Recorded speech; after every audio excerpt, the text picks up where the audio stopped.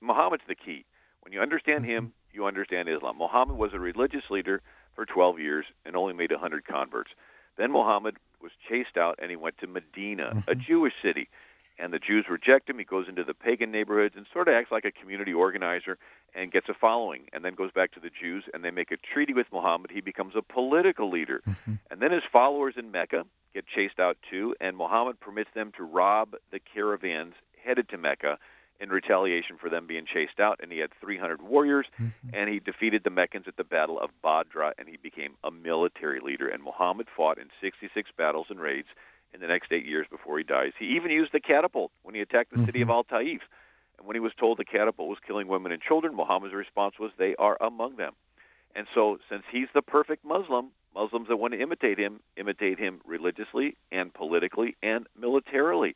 And so Islam is a religion. It's a religion, but it's also a political and a military system that does not believe in equality. There is no verse that says, "Do unto the infidel the way you want the infidel to do unto you." And that caller, I would like, the person that wrote that email, I would like to ask him, does he defend beating women? Because in defending political Islam, you are defending beating women. Muhammad said it's okay to beat your wife. It takes two women to testify in Islamic court against one man. That a woman gets half the inheritance that a man gets. A man can have 4 wives. A woman cannot have 4 husbands.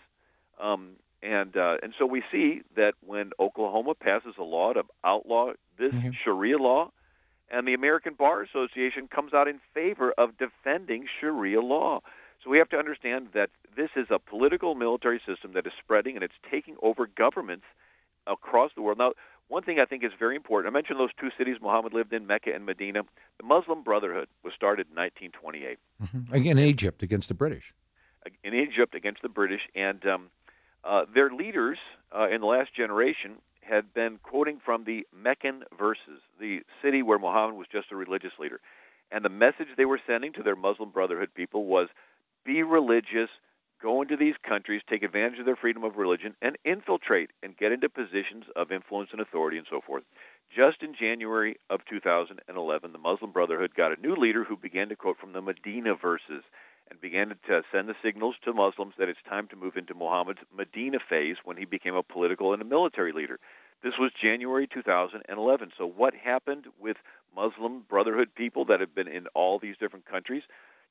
Sort of uncoordinated. They seem to all at the same time have violent protests and kill people and take over governments. And our president is facilitating this.